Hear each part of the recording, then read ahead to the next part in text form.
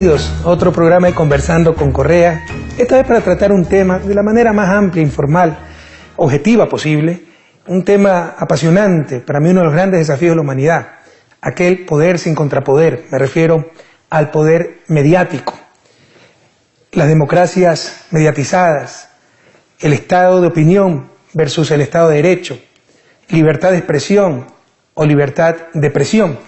Y para eso tenemos un invitado muy especial, una persona muy calificada para tratar de estos temas, un joven político, dirigente español, me refiero a mi querido amigo Pablo Iglesias, líder del partido político Podemos, doctor en Ciencias Políticas de la Universidad Complutense de Madrid. Bienvenido, querido Pablo, gracias por aceptar la invitación. Muchísimas gracias, Rafael, un honor. ¿Qué opinas de esta frase que muchos me la atribuyen, pero en verdad yo se la escuché a Raúl Castro? La frase dice, desde que se inventó la imprenta, la libertad de prensa no es otra cosa que la voluntad del dueño de la imprenta. Dicen que es una frase que incluso arrancaría del siglo XIX. Yo la leí en algún sitio atribuida a Marx o a Engels, y creo que, a pesar de su carácter provocador, señala que muchas veces algo que tendría que ser fundamental en una sociedad democrática, que es la libertad de información y el derecho a informar con libertad, cuando esa libertad se mercantiliza, se convierte en una mercancía o en un objeto de la propiedad de alguien, se pone en riesgo. Y esto se entiende muy bien. Si hay un banquero que es dueño de una televisión, es muy difícil que esa televisión se atreva a hablar afectando los intereses del banquero.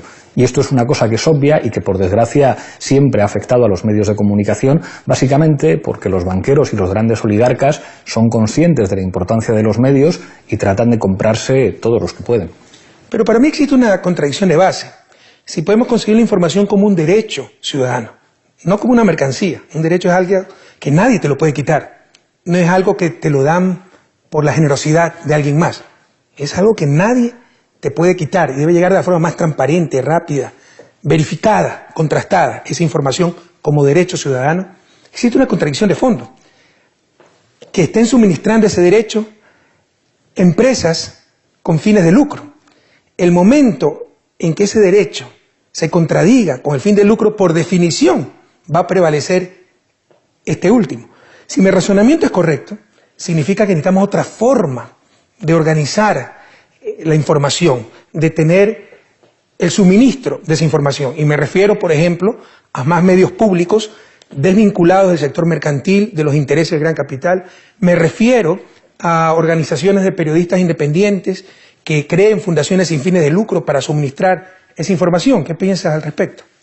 Igual que en democracia todo el mundo tiene claro que tiene que haber un poder legislativo, un poder ejecutivo y un poder judicial que tienen que ser independientes, el poder mediático puede ser algo controlado por el partido que gobierna o por una administración local o autonómica concreta o controlado por grandes oligarcas que tienen mucho dinero. Hay que garantizar vías que aseguren la independencia. Y ahí yo creo que es muy importante asegurar mecanismos de participación social. ¿Qué quiere decir esto? La sociedad civil, en tanto que sociedad civil organizada, los movimientos sociales, también los partidos políticos, pero pensemos en sindicatos, pensemos en organizaciones de trabajadores, en organizaciones gremiales, tienen que poder tener participación en la configuración de esos poderes mediáticos. Esto, por desgracia, suena como una utopía. Sin embargo, debemos ser objetivos. Muchos propietarios de medios de comunicación no buscan el lucro per se, porque tal vez no es el negocio más rentable, buscan poder. Claro. ¿No? Y ahí tenemos otro grave problema, el poder mediático, poder inmenso.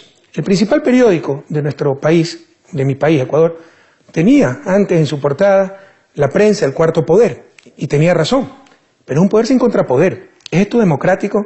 Muchas veces en lugares comunes se dice la prensa libre es fundamental para la democracia. Yo comparto aquello, una buena prensa es fundamental para la democracia, pero una mala prensa puede ser mortal para esa misma democracia.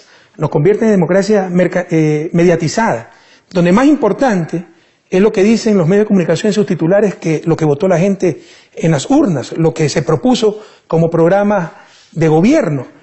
Nos reemplazan el Estado de Derecho por el Estado de Opinión. Se empieza a juzgar ya no en los tribunales, sino en los titulares. Y eso no es democrático, eso es contradictorio a la democracia y, te insisto, al Estado de derecho. En una sociedad democrática, todo poder debe tener un contrapoder, o la sociedad tiene el derecho y el deber de controlar ese poder, y eso se llama leyes. Pero muchas veces, cuando se establecen y se elaboran leyes de comunicación, también son criticadas. ¿Qué opinas al respecto?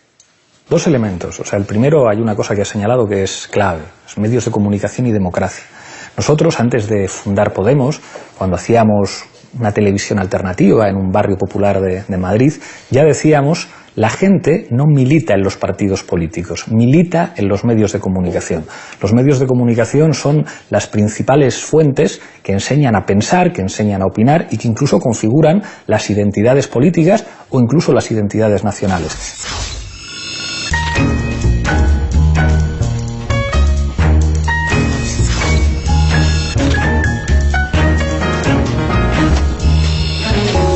Eso es algo, digamos, que todo el mundo reconoce.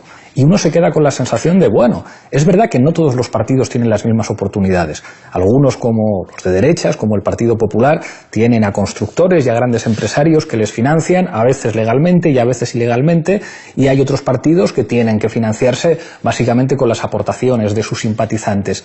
Pero en los partidos políticos hay una legislación que permite que, mal que bien, todo el mundo se puede presentar a las elecciones, que incluso en campaña electoral regula, digamos, que todos tienen que tener una mínima participación en los debates, una mínima presencia, y sin embargo, a la hora de asumir ese escenario político y democrático tan importante como es el mediático, al final da la impresión de que solamente quien controla una administración del Estado o quien tiene mucho dinero puede competir en ese escenario. Entonces dices, claro, no puede ser que para que haya medios con una línea editorial que refleje la pluralidad social haya que esperar a que un progresista se haga millonario, porque eso no suele ser muy frecuente.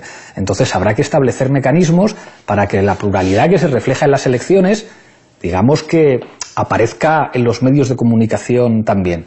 Democracia no es solamente votar cada 4 años, democracia es tener un sistema público de salud, democracia es tener un sistema público de educación, democracia es en última instancia repartir el poder, demos y kratos. El poder tiene que estar en los más, y el poder no puede ser solamente depositar una papeleta, el poder tiene que ver con lo económico, tiene que ver con los servicios públicos, y si la información es un servicio público, hay que democratizar también la información. Que un servicio público se supone que es algo fundamental para la convivencia social y debe estar garantizado por el Estado. Pero ¿cuántos problemas tuvimos en Ecuador por definir a la comunicación social como un servicio público? Y no se entiende que toda libertad tiene su límite. De hecho, la libertad ilimitada no existe. Y también existen dobles estándares por doquier, ¿no? Cuando el poder mediático cuestiona el poder político, es libertad de prensa y libertad de expresión. Cuando el poder político cuestiona al poder mediático, es atentado a la libertad de expresión. No, los políticos también tenemos libertad de expresión, pero no se entiende aquello y se han generado mecanismos de autodefensa increíbles. Me recuerda a la época de la colonia, cuando criticar al rey era criticar a Dios, nos hacían creer aquello y vivíamos colonizados. En realidad, lo que muchas veces ocurre, como decía el gran marxista italiano Gramsci, es que los medios de comunicación pertenecen al gran capital, muchas veces transnacional, y en el caso de medios nacionales, a las élites de esos países, son los instrumentos para imponer la cultura hegemónica, que como la definía Gramsci, es hacer creer a los pobres que lo que es bueno para los ricos, para las élites, es bueno para ellos, hacer funcionales a los pobres en función de los intereses de los ricos. Y se han visto casos, bueno, en los 10 años que tuve como presidente, te puedo escribir 10 libros al respecto de cómo hacían que los pobres se opongan a su propio beneficio. Por ejemplo, impuestos como la ley de herencia contra la especulación de la tierra en función de las campañas mediáticas. Pero te insisto, ¿no? Han generado mecanismos de autodefensa bastante eficientes, como en época de la colonia. Criticar a los medios de comunicación es criticar la libertad de expresión. No, es buscar una mejor libertad de prensa, una mejor libertad de expresión, es garantizar ese derecho ciudadano, el derecho a la información. Absolutamente, pero fíjate que yo creo que en los últimos tiempos hay cosas que están cambiando. Es verdad que ahora se dice que existe una información, una cantidad de información que nunca ha existido en la historia de la humanidad. Uno, digamos, que puede acceder a información en cualquier idioma, en cualquier país, y hay una enorme pluralidad de emisores. Es verdad que eso genera también muchísimo ruido y mucha basura. También hay que tener formación cívica y formación intelectual para poder distinguir, digamos, un bulo de una noticia contrastada y rigurosa. Pero creo que no es menos cierto que hay amplias capas de la población que se dan cuenta que la manipulación se ha convertido en una norma y no en una excepción. Y que en última instancia, digamos, casi todo sobre lo que se informa responde a veces de manera muy escandalosa a intereses muy concretos. Y eso creo que ha generado una sensación de alerta de alerta de los ciudadanos con respecto a de qué les están informando los medios. Pero creo que en nuestras sociedades se están abriendo huecos que permiten ir generando una cultura en la que la gente exige calidad. Y ahí creo que es fundamental que los que pensamos que se pueden cambiar las cosas, los que tenemos ideas que favorecen a las mayorías sociales, seamos capaces de innovar lo suficiente para colarnos en las grietas. Muchas veces protestamos mucho, y está bien protestar, pero a veces tenemos que ser capaces de colocarnos en los pequeños huecos que deja el adversario, porque no es lo mismo, digamos, hacer política diciendo la verdad que mintiendo. Pueden ganar los que mienten, pero para ganar mintiendo hacen falta niveles de apoyos amplísimos. Yo no creo que los medios de comunicación alternativos tengan que apoyarse exclusivamente en una voluntad política del Estado, sino que tenemos que entregar a la gente, a través de espacios comunitarios también, y a través de legislaciones que protejan y que blinden a las organizaciones de la sociedad civil para construir comunicación alternativa, de sus propios medios, y que eso no se les pueda tocar. Pero tú has hablado de aprovechar las grietas. ¿Es eso suficiente para proteger a los ciudadanos? Después hablaste de legislación, de crear medios alternativos, medios públicos. Pero sigue latente el problema de los medios privados que tergiversan, manipulan, que son propiedad de las élites y los utilizan como instrumento para defender sus intereses. Por ejemplo, el caso ecuatoriano, y perdona que me refiera al caso ecuatoriano, 10 años como presidente. Cuando yo llegué al gobierno, de 6 o 7 emisoras de televisión a nivel nacional, 5 eran propiedad de la banca. ¿Te imaginas si yo tomaba una medida para regular a la banca? Tenía un ataque mediático brutal. Claro. Y esa era la estrategia. No era que yo generaba un medio de comunicación, un canal de televisión para informar, no. Generaba el imperio económico y luego compraba el medio de comunicación, no para informar, para defender el imperio económico. Recién en nuestro gobierno tuvimos por primera vez en la historia televisión pública. En Latinoamérica la televisión nació privada, a diferencia de Europa. Pero ¿te imaginas en qué manos estamos? Claro, tú has dicho que los ciudadanos empiezan a reaccionar, hay escepticismo, pero para eso se necesita una ciudadanía formada e informada. Total. Pero los medios de comunicación es la manera de obtener esa información y también parte de esa formación. Tú te generas un criterio de alguien que ni conoces en base a lo que te dicen los medios de información. Es decir, es muy difícil superar ese ataque mediático. Debe haber respuestas de otra naturaleza. Y al final lo mencionaste. Legislación adecuada, supervisión social. Pero hay mecanismos de defensa brutales de parte del poder mediático contra cualquier regulación, contra cualquier legislación que limite su poder. Pero es algo que tenemos que enfrentar como humanidad. Absolutamente. Y en el caso de los medios de comunicación de América Latina, yo creo que a veces es escandaloso lo que determinados medios de comunicación privada dicen. Tú lo has dicho.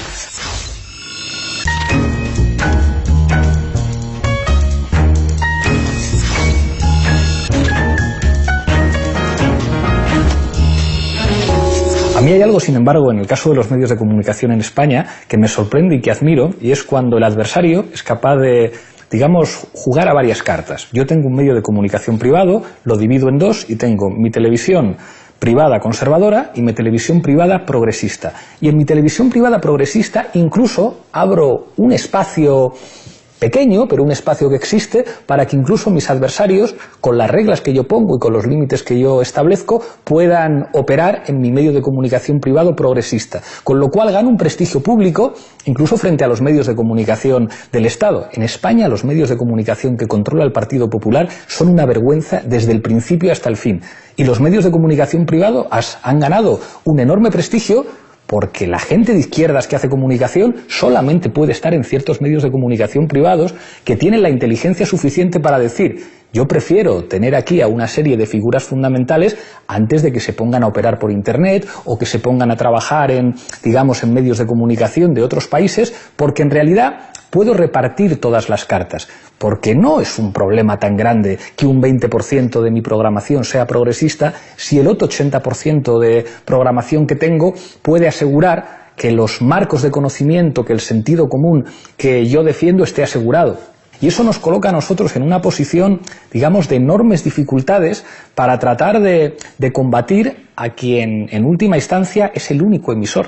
La gente cuando se levanta por la mañana tiene que poner un programa de radio, tiene que poner un programa de televisión, tiene que leer periódicos, tiene que ver películas o series de ficción que son además las que te explican la historia. La gente no piensa en la Segunda Guerra Mundial porque haya leído libros de historia, sino porque ha visto superproducciones estadounidenses que cuentan que la clave de la Segunda Guerra Mundial fue el desembarco de Normandía y no el frente del Este, donde la Unión Soviética se dejó 20 millones de muertos. Entonces, es enormemente difícil e implica, digamos, una sofisticación por nuestra parte que no es sencilla, que implica, digamos, estrategias paralelas, digamos, por una parte aprovechar los huecos, por otra parte crear otro tipo de medios de comunicación, buscar ciertos tipos de alianzas temporales con sectores que pueden resultar imprescindibles. Es probablemente lo más difícil y en lo que históricamente nos han ganado la batalla. Pero más allá, Pablo, de izquierda, derecha, se trata de verdad o no verdad, calidad de la información. No existe la neutralidad periodística, científica, académica, no existe. Imposible. Pero tú puedes ser parcializado, yo puedo estar con los pobres, con América Latina, con la izquierda, buscar la justicia social, pero jamás perder la objetividad.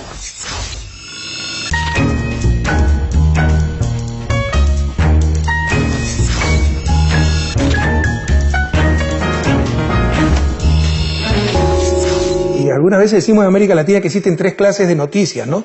Las que se publican, las que no se publican, las que se inventan, todo en función de la conveniencia de los dueños de los medios de comunicación. Tú lo has dicho, conoces América Latina, y si bien este es un problema planetario, la propiedad de los medios de comunicación en América Latina es gravísimo, porque pertenece a media docena de familias que siempre han dominado el país con claros intereses económicos, conflictos de intereses, con injerencia política. En caso de gobiernos progresistas, nuestra oposición no son los partidos de derecha, son sus medios de comunicación, porque pertenecen a los miembros de esos partidos de derecha. Entonces necesitamos soluciones un poco más profundas. Algunas veces tú me das soluciones que respeto, pero no comparto necesariamente, más bien de mercado. Lo que nos dicen algunas veces los norteamericanos, ¿no? Que cómo se contrarresta la free speech, con más free speech. Suponiendo, eso asume que todos tenemos igualdad de oportunidades. ¿Cuál es la igualdad de oportunidad de un pobre trabajador masacrado por un linchamiento mediático y que está luchando contra el dueño del periódico, o del canal de televisión, o de la radio? Entonces, yo considero que lo que tú nos dices, ¿no? Crear otros medios de comunicación alternativos para equilibrar el partido es como la solución de mercado, generar competencia. Aquí no estamos hablando de una mercancía, estamos hablando de información, un derecho que además, algo que te puede construir o destruir una sociedad. En consecuencia, esa sociedad conscientemente debe buscar alternativas para garantizar que esa información y en general la comunicación social sea de la mejor calidad posible. ¿Cómo lograr aquello? Es enormemente difícil, pero la comunicación, digamos, como cualquier ámbito de la política, depende de correlaciones de fuerzas. Yo estoy de acuerdo, no con el 90%, con el 100% de lo que estás diciendo. El problema es que en la situación actual, y yo no puedo dejar de hablar, bueno, pues como alguien que representa una fuerza política la más atacada por los medios de comunicación, pero que no tiene en España, pero que no tiene ninguna capacidad legislativa, que si hiciera además alguna propuesta sería inmediatamente vilipendiada y atacada, y entonces tenemos que asumir la forma de combatir del débil, el débil que no se puede medir de tú a tú con su rival, porque hay una correlación de fuerzas muy distintas, y tenemos que pensar cómo somos capaces de, digamos, de hacerles daño, incluso cuando no tenemos nuestros propios medios. En el nacimiento de nuestra formación política estuvo la capacidad durante unos meses de colarnos en los medios de comunicación oficiales y que algunos no se dieran cuenta de que eso podía crecer muchísimo. Si se hubieran dado cuenta antes, nos hubieran dado el hachazo inmediatamente. Los medios de comunicación han establecido las reglas del juego y es muy difícil, digamos, buscando una confrontación frontal con ellos, decir, ustedes manipulan, ustedes son la propiedad de multimillonarios, digamos, de diciéndolo directamente. Hay veces en las que pones fácil que ellos, digamos, se burlen de ti y digan, no, mira, pero si tengo un periodista de izquierdas que no tiene ningún problema en salir y tengo otro de derechas y soy plural. Entonces, a veces, tratar de jugar con Pues con lo que nos ha enseñado siempre la historia de los de abajo. Los de abajo solamente pueden ganar a los de arriba si son mucho más inteligentes, mucho más listos, si son capaces de leer a los clásicos con mucha más profundidad. Hay veces en los que lo fundamental no es tanto señalar, mire usted, usted es la propiedad de un banquero, sino ser capaces de cambiar el marco, porque si no, digamos, ellos lo siguen teniendo todo.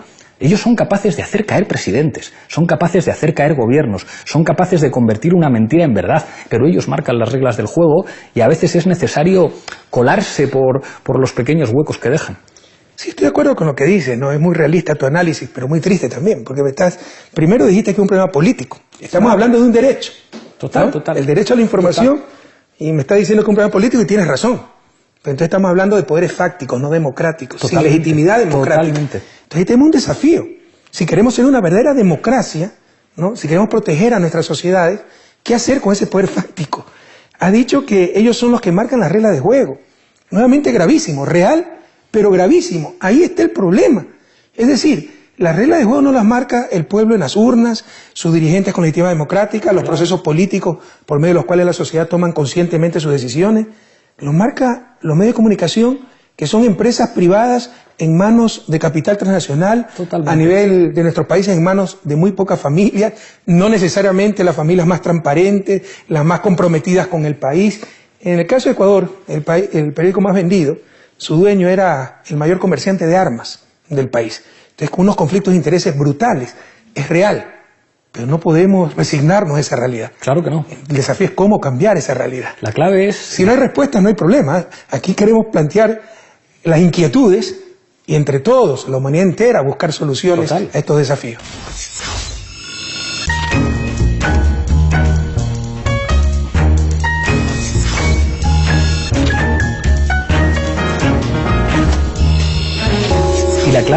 La clave fundamental es ganarles.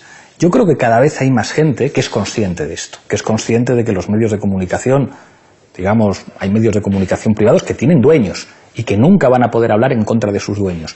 Y soy optimista respecto a esa, digamos, cultura que se está extendiendo en las redes sociales respecto a la manipulación. Ya no se puede manipular como antes. O sea, en las redes sociales ves cómo se desenmascaran editoriales falsos o cómo se desenmascaran líneas editoriales escandalosas. Pero tenemos que ser capaces también de cambiar de marco.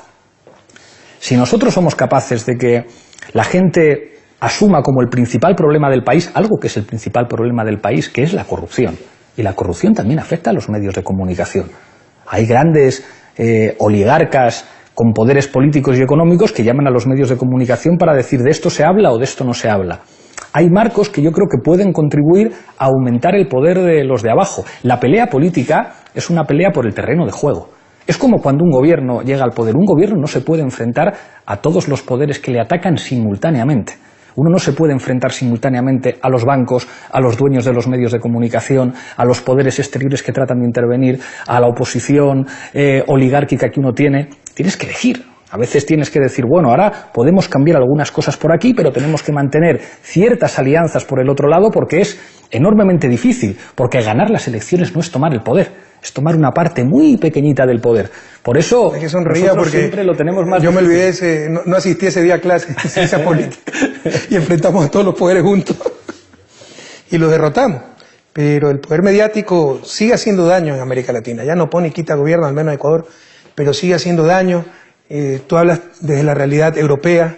Yo creo que en América Latina se está retrocediendo en ese sentido. Están muy debilitados esos medios, pero con una arremetida de la derecha, lo que llamamos restauración conservadora. También hay un resurgir de los medios de comunicación como los referentes. Y parte de la estrategia de esos medios de comunicación es destruir cualquier otra referencia.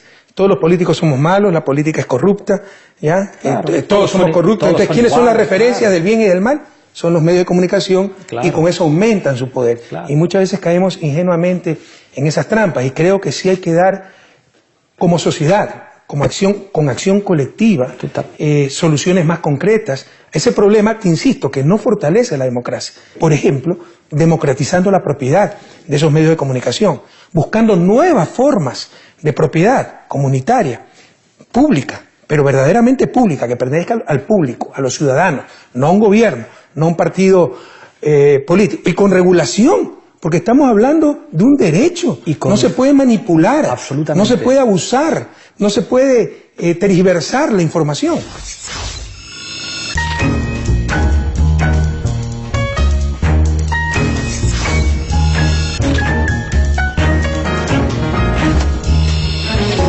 Y además, o sea, que eso lo comparto 100%, demostrando mucha más calidad.